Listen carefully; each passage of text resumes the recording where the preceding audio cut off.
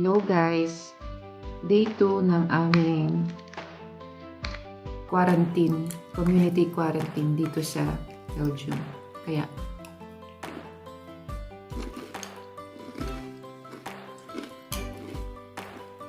almusal tayo guys. So ngayong araw na to, baka magliligpit lang ako ng bahay. Tapos, maglalaro kay Baby Shark. Si Daddy Shark andito sa bahay, dito nagtatrabaho. 2 weeks din. Tapos, mamayang hapon, papasok ulit ako. Kasi sa trabaho namin, hindi pa sila nagsasarado. Pinigyan lang kami nila ng 1 oras na pwede mag-stop sa trabaho namin para maiwasan yung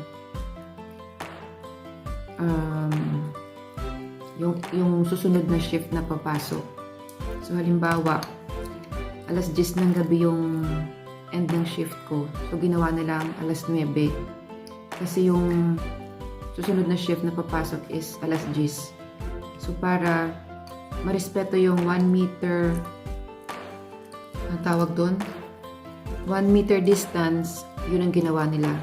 Tapos, yung restaurant namin sa trabaho, sarado.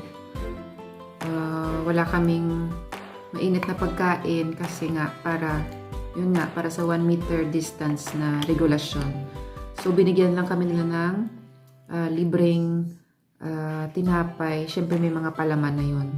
So, yun yung ginagawa nung pinagtatrabahuan ko ngayon. So, okay na. Pwede na siya. At least may ginagawa sila. Tapos, may mga hand sanitizer kami sa trabaho. Lahat ng mga panlinis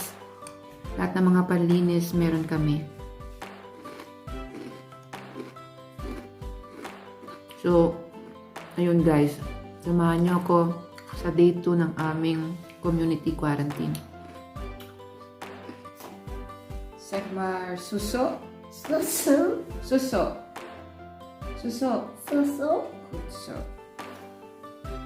Manika. Manika. Very good. Ito yung handa na binig. Lapis. Lapis. Very good. Niyog. Niyog. Zeg een keer goed. Relo. Relo. Very good. Kalapati. Kalapati. Tainga. Tainga. Yeah. Zipper. Zipper. Yeah.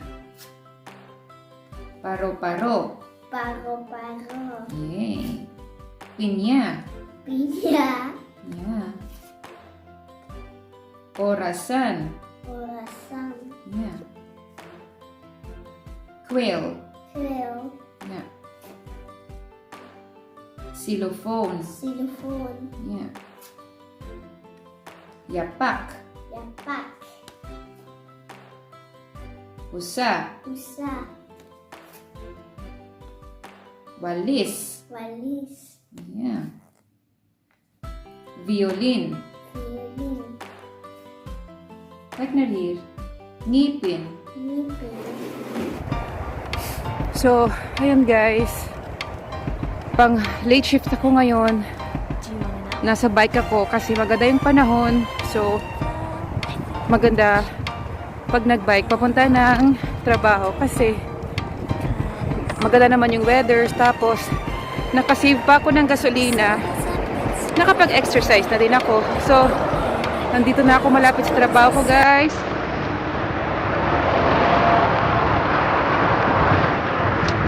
Salamat! Hanggang bukas ulit, day 3.